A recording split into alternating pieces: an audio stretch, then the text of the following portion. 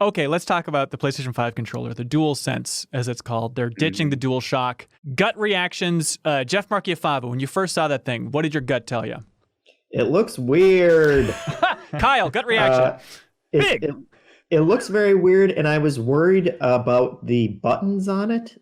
It didn't, because it was just that first, like straightforward shot. It looked like they weren't sticking up enough. But then when I looked through all the different ones, they seem pretty much analogous to what we have now. So that's all right. It is. But oh, go ahead. And also the other thing that I thought when I first saw it was it reminded me of the old PS3 Boomerang prototype. Yeah, for sure. Like the overall shape, it seems to be getting bigger for some reason.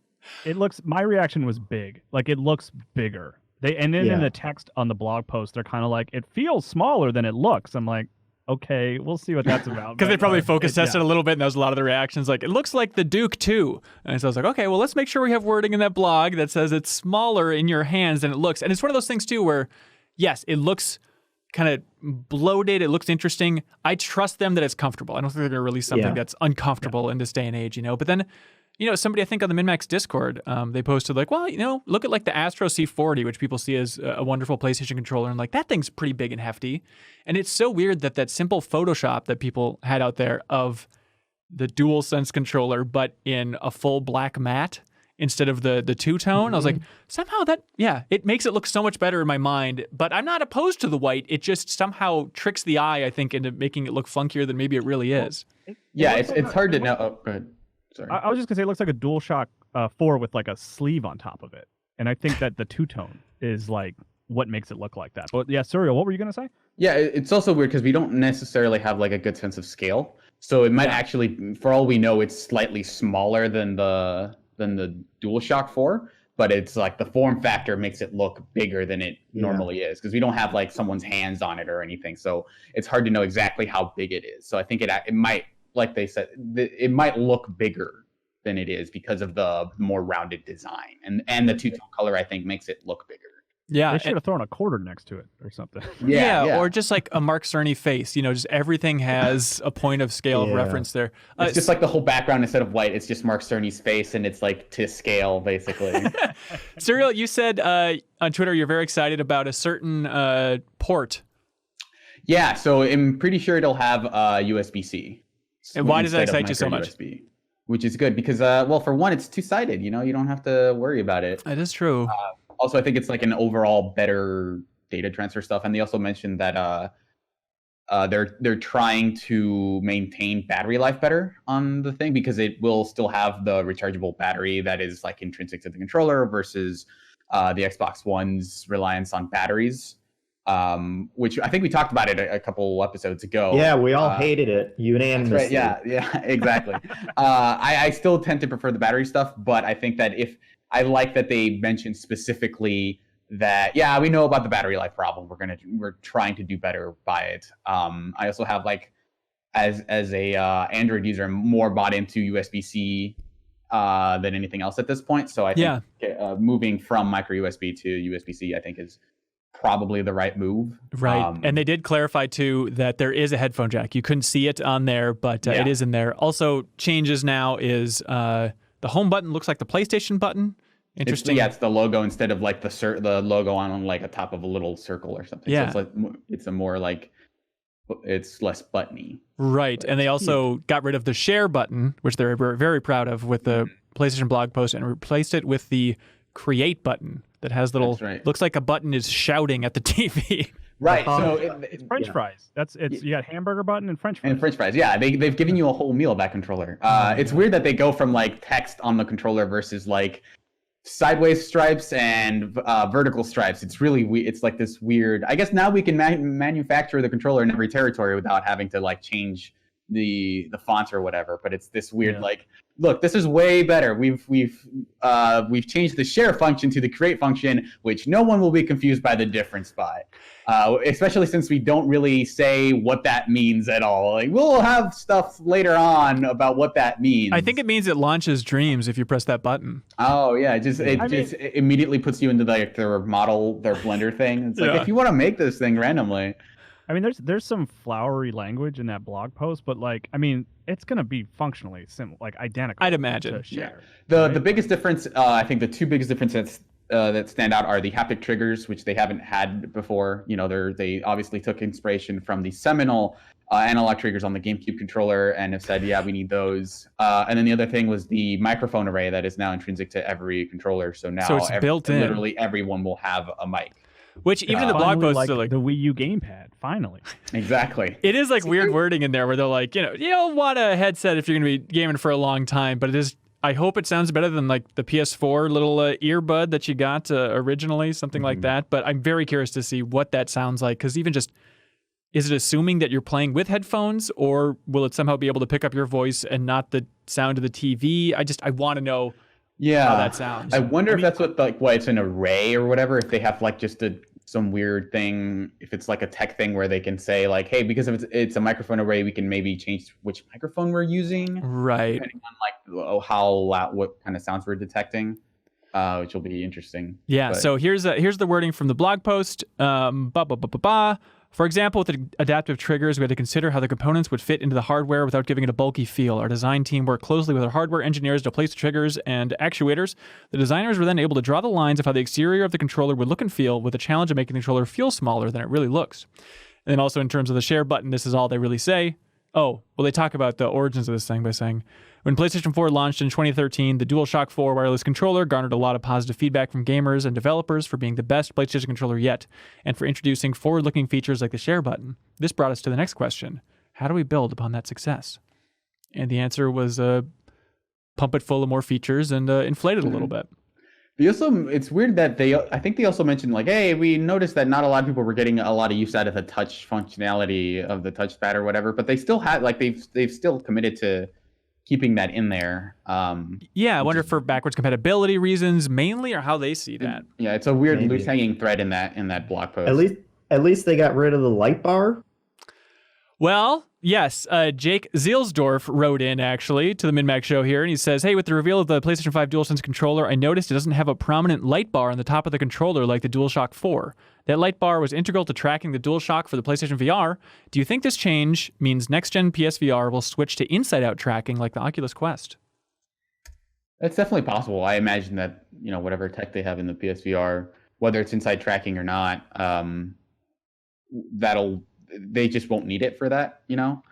But I'm very curious to see what that is more than even the controller. Because I think for as much as the internet freaked out about it, I think the biggest differences are aesthetic. I really don't think it's like this huge like step up or whatever from the DualShock 4. I think it looks very different, but it's got the D-pad, it's got two analog sticks. They didn't stagger them, which I think would have been huge. I think that would have been like a much bigger change than anything else they've announced. People would have taken to the streets. Yeah, I know they're not supposed to right now, but they would have abandoned the rules of social distancing just to riot. Yeah. So it's not like they added like this is essential. Damn it.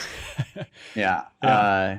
But that is like, I think the look of it will be interesting, and then the feel. Obviously no one's gotten their hands on it, but I'll be interested to see like what the feel and make of the analog sticks and stuff is going to be. Yeah, I saw John Beach from Media Molecule, designer over there. He tweeted out Debug and LED approve, who are like the two kind of sci-fi characters in Dreams, because they look like the design looks so similar. Look like that. Yeah. Not that it's related, just a happy coincidence.